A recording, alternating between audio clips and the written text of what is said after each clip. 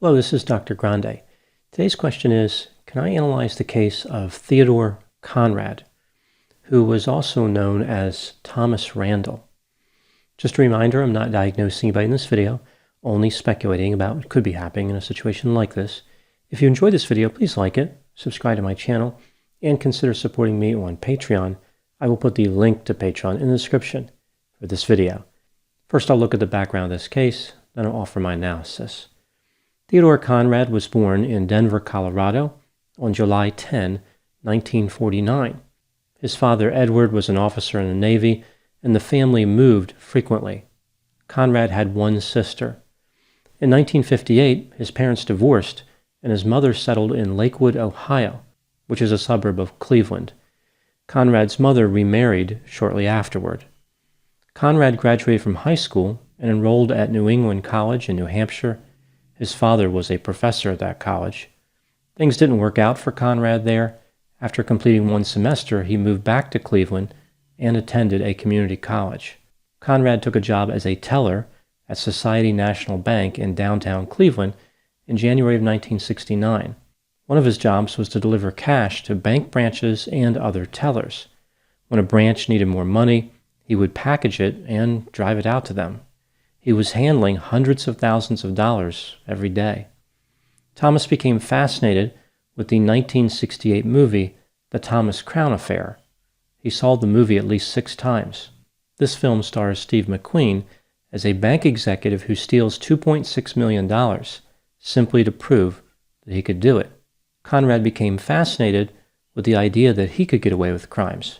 He started shoplifting simply to prove he could get away with it. He started imitating Steve McQueen's character from the movie.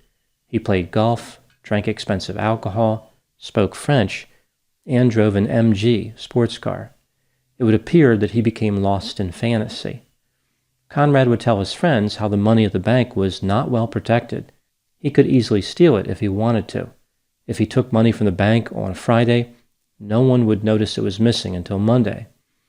On July 11, 1969, which was a Friday and the day after Conrad turned 20, Conrad called one of his friends and said he had selected that day to steal money from the bank.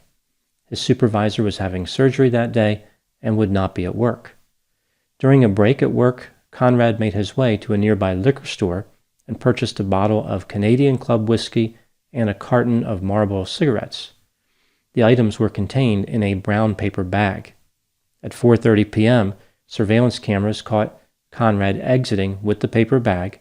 He had filled it with $215,000 in cash from the bank vault. In today's dollars, this is equivalent to about $1.6 million. Conrad returned to his apartment. He departed at 7:26 p.m. in a taxi, which took him to Cleveland Hopkins International Airport. Once there, he boarded a flight for an unknown destination. Conrad told his girlfriend that he was flying to a rock concert in Erie, Pennsylvania. Later, he sent her letters that were postmarked from airports in Washington, D.C. and Los Angeles. He admitted that he was guilty and expressed remorse for his decision. He thought that the statute of limitations would run out and he could simply return to Cleveland. This would have been true if he was never identified, but everyone knew who he was. He was actually indicted, so the statute of limitations did not apply. The FBI started investigating after the bank reported the theft. They interviewed family and friends of Conrad. They looked all over the place for him, but they had no success finding him. It was like he disappeared into thin air. Investigators believe that Conrad initially traveled to Washington before flying to Los Angeles based on the letters that he sent to his girlfriend. He then moved frequently to various places throughout the United States. The last credible sighting occurred in October of 1969. A married couple reported that they had a conversation with a man at a bar. They later realized this was Theodore Conrad. Conrad had told them he was living in an apartment near the Honolulu Zoo. In late 1969, Conrad communicated with a friend of his and indicated that he had changed his appearance radically. This was the last clue the authorities received in reference to the case of Theodore Conrad. The case went cold. We now know that Conrad made his way to Boston, Massachusetts in January of 1970 and changed his name to Thomas Randele. Boston happens to be the location where most of the Thomas Crown affair was filmed. Conrad met a woman named Kathy not long after moving to Boston. They married in 1982 and would go on to have a daughter. Conrad really didn't do a great job of differentiating his new identity from his actual identity. Many of the lies that he perpetuated to create Thomas Randele were close to the truth. Conrad indicated that his date of birth was July 10, 1947, and that he was born in Denver. His real birthday was exactly 2 years later, and of course he was born in Denver.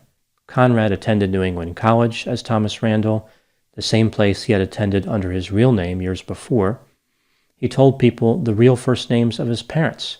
He just changed the last name to Randall. While in Boston, Conrad worked at a luxury car dealership for over 40 years. He sold Volvos and Land Rovers. Ironically, Conrad avoided the horrors of prison only to sentence unsuspecting Land Rover buyers to years of maintenance nightmares. Conrad liked to play golf, and one of his favorite TV shows was NCIS. One of his friends was an FBI agent who would later state that he had no clue who Conrad was. Conrad never did anything that indicated he could have been some type of criminal. In 2014, Conrad and his wife filed for bankruptcy. The couple was carrying $160,000 in credit card debt and didn't have much in the way of assets. It's not clear what happened to all the money that Conrad had stolen. Investigators believed he may have lost it through bad investments. At some point, Conrad developed lung cancer. Before his death in 2020, at age 71, he confessed to his family that he was the notorious Theodore Conrad. The family members never told the authorities, but investigators noticed the obituary and became curious about the names of Conrad's parents and other clues. The authorities visited the family and they admitted that Conrad had told them he was responsible for the bank robbery. Investigators said that the family members would not be charged for failing to report Conrad's admission. Now moving to my analysis. Let's take a look at the description of Conrad's personality offered by people who knew him as Thomas Randele. He was described as a gentleman, a good man, well-spoken, polite, a gentle soul. They said he had good control over his emotions. He did not get angry very often. Overall, there's this impression that everybody really liked him. He was a great guy who fit into the community very well. The only thing that people noticed that was a little off was the fact that Conrad would never talk about his childhood, his parents, or extended family members. It was like his life didn't start until he moved to Boston. Moving to the next question, how did Conrad manage to get away with his crime? He was never arrested for the bank robbery. He was never arrested for anything in his life. It was almost like he just walked away and started over. No one was able to stop him. Investigators were at a disadvantage from the very beginning with this case for a number of reasons. Conrad committed his crime on July 11, 1969, which was a Friday. The money wasn't detected missing until Monday, July 14. Just 2 days later, on July 16, Apollo 11 launched into space on its way to the moon at 9:32 a.m. The media coverage was heavily focused on this historic event and not on some kid who walked out of a bank with money in a paper bag. Conrad did not use a weapon. He didn't hurt anybody. He didn't cause any damage of any type. The theft didn't even get attention in Cleveland, much less anywhere else in the country. In 1969, it was not difficult to obtain a new identity. It's fairly difficult these days, but back then, it did not require any special skill to do. There was no internet in 1969. This was to Conrad's advantage in a number of ways, not the least of which is it limited how effectively law enforcement could get information about the case to the public. The bank where Conrad worked and helped himself to some cash did not fingerprint the employees. Conrad did not have a criminal record, so his fingerprints were not available anywhere. Once Conrad was in Boston, he lived a fairly low-profile existence. He did make some key mistakes, like using his parents' first names, attending a college where he had previously attended, and only moving his birth date by 2 years. But for the most part, he really didn't attract attention. It sounds like Conrad had a very friendly and likable attitude. There was no reason for anybody to be suspicious of him. He's the last person anyone would have expected to be responsible for such a crime. I find it interesting that Conrad did leave some clues and take some chances. It's almost like he really didn't want to give up the identity of Theodore Conrad. He wanted to hang on to who he once was, even though he was living as Thomas Randele. His choice of careers, car salesman, put him in touch with the public on a daily basis. This is not the best career choice for somebody on the run from the law. I think that Conrad's secret was something that weighed heavy on him. There was no need for him to make a deathbed confession, but I think he wanted to clear the air. I don't think he was worried about people figuring out who he was after he died. Maybe this was actually his fear, that no one would know he was actually Theodore Conrad. It was better for Conrad to identify himself and be remembered as a man who made some poor choices than to be misidentified as Thomas Randele. He did not want his friends and relatives believing something that was untrue. He wanted them to love him and remember him as he truly was, Theodore Conrad, and not Thomas Randele. In a sense, in his last moments, he paid his family and friends a compliment. He offered them the truth, something he hadn't offered to anybody in 50 years. Conrad had been unwilling for many years to take responsibility for his crime, but that doesn't mean he enjoyed living a lie. Some people are angry at Theodore Conrad because he escaped responsibility, because he beat the system, but I don't think he beat it completely. He paid the price of being separated from everyone he knew, everyone he loved.